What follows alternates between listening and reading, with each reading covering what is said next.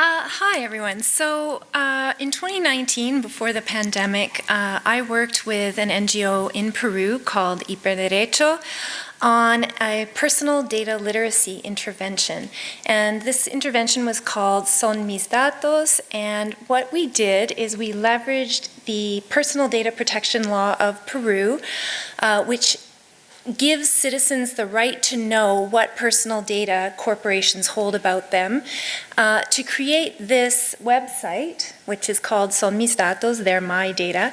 And the website was designed to help people file access to information requests to corporate entities, and you can see here the different sectors in telecommunications, banking, hospitals and clinics, supermarkets, etc.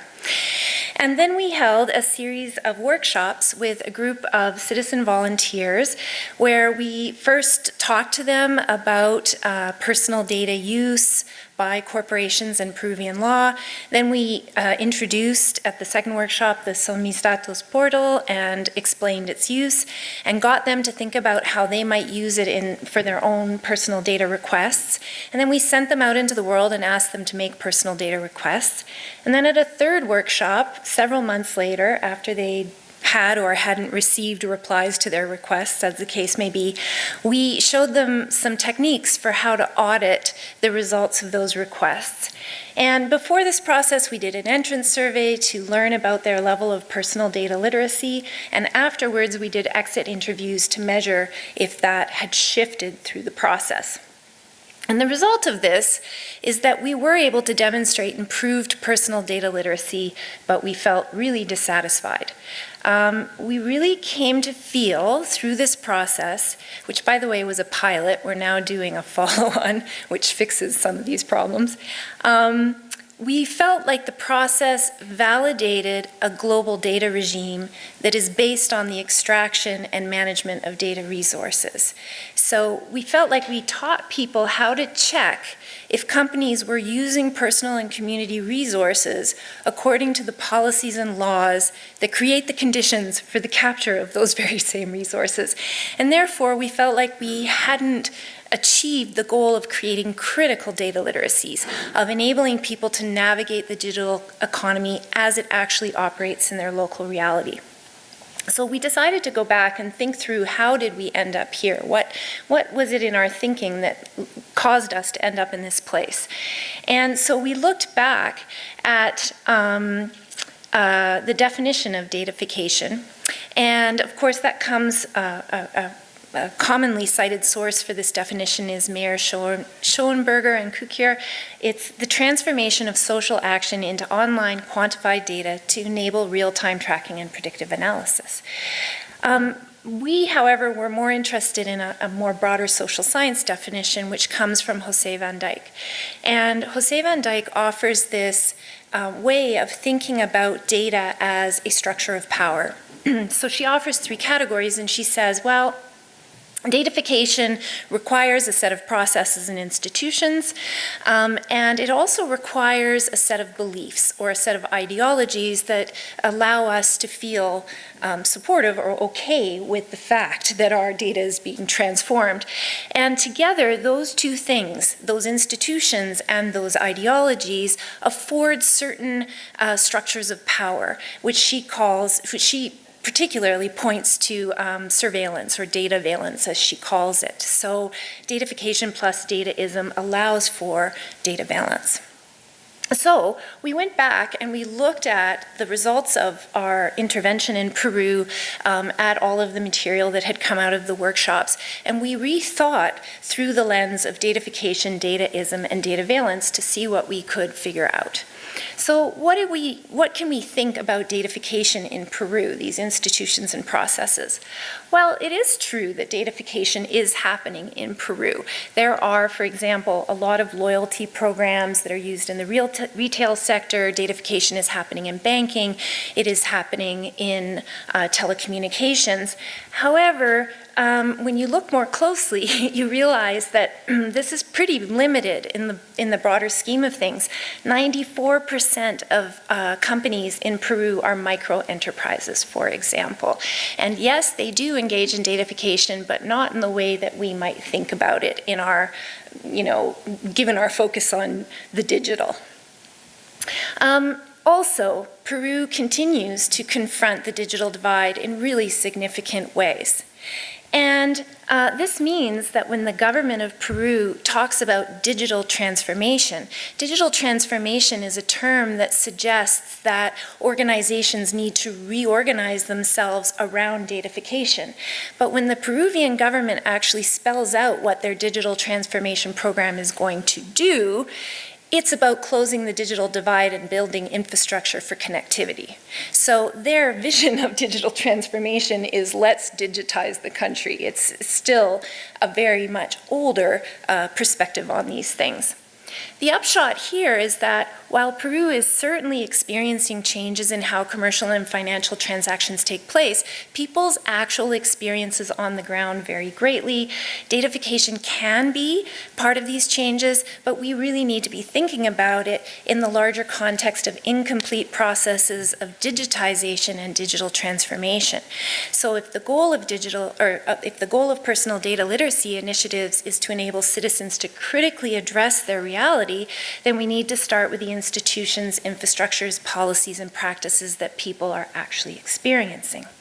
Moving on to dataism then. People in Peru, so Jose Van Dyke argues that the key ideology of dataism is our blinded belief in the objectivity of data. Of course, I don't think anyone around here really thinks that, but perhaps in the wider world, that's the way discourses work.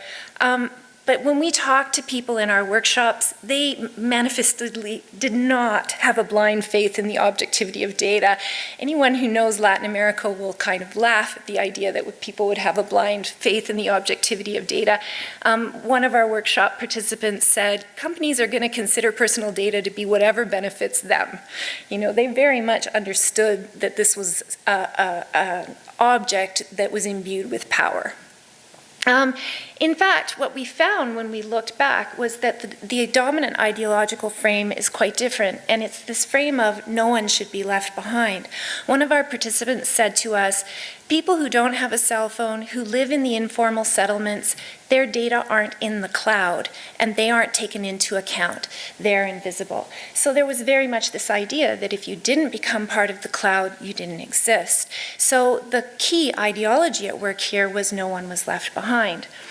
The upshot here is, I think, when we prioritize the vocabulary of data in citizen literacy initiatives, we risk projecting dataism back into the community or injecting dataism into the community.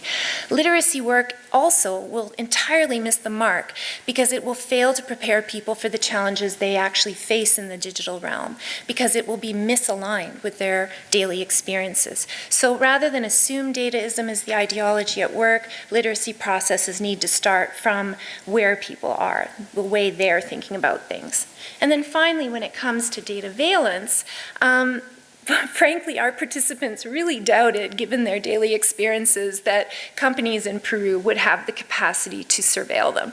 They said things like this: sure, they have a lot of power and information available to create a profile about me, but their tools are terrible. If you're going to have my data, at least use them well and for my benefit. Yeah, they were frustrated. And we were really curious and interested with what they wanted to use these data access requests for. What did they want to learn through asking a company for access to their personal data? So they said things like, they wanted to learn how the company created a profile on the basis of the data that it gathered, who the companies were sharing data with, how corporate data use affected their material position. But in particular, what really fascinated me was they wanted to understand how to better position themselves by understanding the criteria that informed the algorithms in these information systems. So they wanted to know what was the criteria for being accepted for being chosen, for getting access to banking, for getting access to a club or a membership or something else. In other words, they wanted to figure out how to game those systems. So workshops revealed an approach to data power that is individualistic, but also very entrepreneurial, in the sense that people wanted to figure out how to make the best of the resources at their disposal in the context that they faced. So in conclusion, I really have come to feel like there's a certain assumption of universality to datafication, of completeness, that we assume, perhaps based on our position or our experience in certain parts of the world, that it's already happened and that it's complete. But I find that this is a very problematic set of assumptions, particularly for community interventions or grounded knowledge production. Van Dijk's framework is very helpful in that it tells us we should focus on the institutions, the ideas, and the affordances in order to understand the power structures at work in datafication or in digitization or in any of these technological processes. But I find it undermines a more nuanced reading of what's going on in reality. So I think we need to change the perspective from thinking about the transformation of social action into online quantified data to enable real-time trafficking and predictive analysis, to the transformation of social processes and relations around the uptake of personal data, among other things, in the coordination of transactions. And this means, finally, that when we go and do this work again, we'll take a much more grounded and relational approach to personal data literacy. We'll start with the experiences of or with digital transformation that people have in their daily lives. We'll ask them then how and is their personal data actually used in these processes. What does that mean to them? How do they think about it? How do they understand it? And how does this challenge their affordances, their opportunities, or their social relations? And finally, how can we respond to this in productive and transformative ways? Thank you very much.